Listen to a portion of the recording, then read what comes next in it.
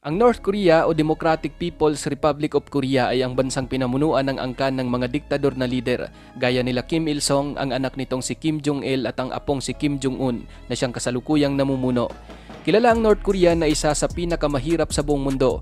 Nabansagan itong Hermit Kingdom dahil sa animoy nagkukubli ito sa mata ng maraming mga bansa. Kung sa pagpapalago ng ekonomiya ang pag-uusapan, ang GDP ng North Korea ay nasa $30 billion lamang. Malayong malayo ito sa $1.38 trillion na GDP ng South Korea. At ang masakla pa, sa kabila ng kakarampot na kinikita ng kanilang bansa, ang mahigit na 20% rito ay napupunta pa sa budget ng pagpapalakas ng kanilang militar. Kung atin namang pagbabasihan ang GDP per capita, nasa $1,800 lamang ang average na kinikita taon-taon ng isang North Korean. Nasa pang ika-197 ang kanilang ranggo sa GDP per capita rank sa buong mundo. Hindi kaila ang labis na kahirapan ng bansang ito. Sa katunayan, 60% ng mga North Korean ang dumaranas ng labis na paghihirap at 40% rito ay dumaranas naman ng kakulangan sa nutrisyon. Nagkaroon din ang North Korea ng patong-patong na sanksyon dahilan upang hindi na sila nakakapag-trade ng kanilang mga kalakal. Tuluyang pagbagsak ng kanilang ekonomiya ang naging epekto nito. Gayunpaman, bagaman sinasabing labis na naghihirap ang lugar na ito, ngunit magugulat ka kung bakit patuloy pa rin silang nakakapaglikha at sunod-sunod pang nagpapakawala ng mga dekalibre at napakamamahal na mga missile. Ngayong taon lang, naitala na ang North Korea ay nakapaglunsad ng mahigit 40 mga ballistic missile sa mahigit 20 iba't ibang mga testing locations. Isang hakbang na napakalaking pera ang ginastos ng bansa.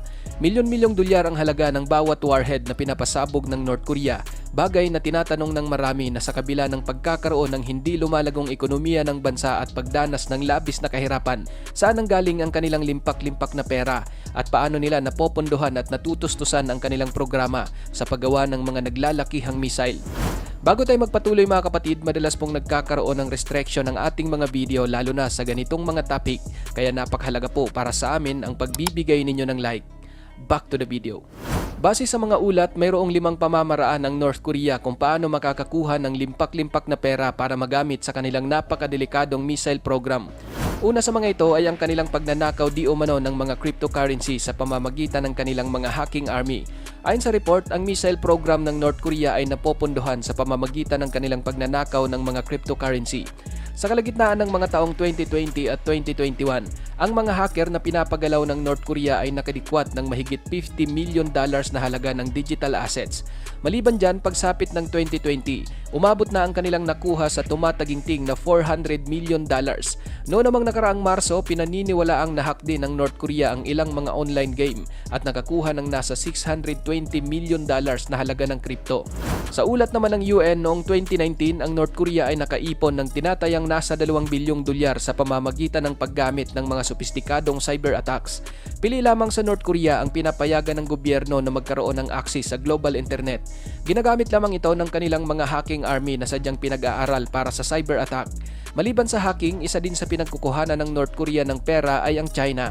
Ang China ang pinakamalaking trade partner ng North Korea kung saan nakakapagbenta sila rito ng kanilang mga produkto gaya ng mga bakal, coal, copper, tela at iba pa. Ang kanila namang kinikita rito ay napupunta bilang budget sa kanilang missile program. Pangatlo sa pamamaraan ng North Korea kung paano sila kumita ng pera ay ang sikretong pagbibenta ng mga armas. Sa kabila ng sanksyon na ipinapataw sa North Korea kagaya ng pagbabawal sa kanila ng pag-export ng kahit anong mga armas at kagamitang pangmilitar, pasikreto pa rin silang nagbebenta upang makalikom ng pera.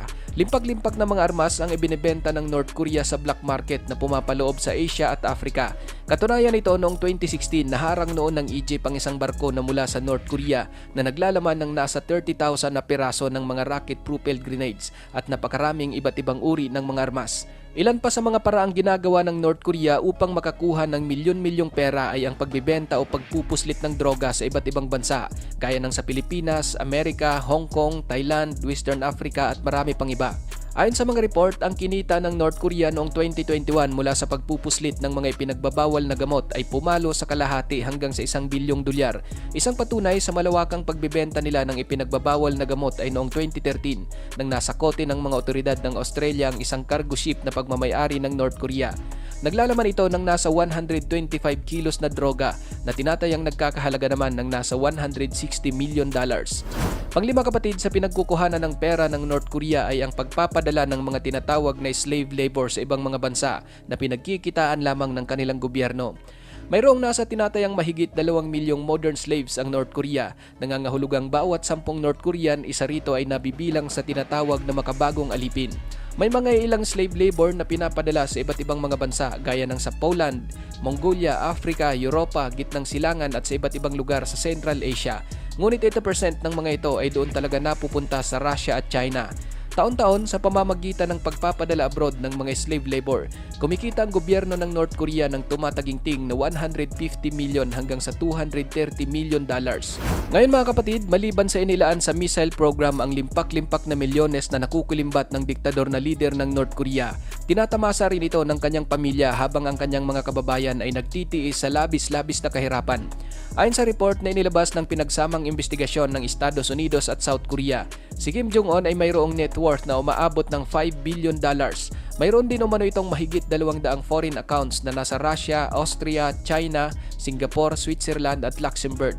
Tinatamasa rin ng taong ito ang kanyang nasa tinatayang 20 mga palasyo at mansyon na nakakalat sa iba't ibang lokasyon sa North Korea. Maliban dyan, nagmamay-ari rin itong si Kim Jong-un ng mahigit 100 pirasong mga luxury car at napakarangyang pribadong eroplano at yate, habang ang kanyang mga kababayan ay lugmok sa gutom at kahirapan. Ikaw kapatid, ano ang masasabi mo sa topic na ito? Kailan kaya sa palagay mo magwawakas ang ganitong sistema ng North Korea? At may bukas pa kayang darating para sa mga ordinaryong mamamayan na nandito na walang ibang hangad kundi ang mamuhay ng malaya at masagana kasama ang kanilang pamilya na walang iniindang takot? Para sa iyong opinion, i-comment mo na yan sa ating comment section sa ibaba. At kung nagustuhan mo naman ang videong ito, paiwan naman ako ng like at pasubscribe na rin sa ating munting channel. Maraming salamat sa panonood, hanggang sa susunod na naman nating upload. Peace out!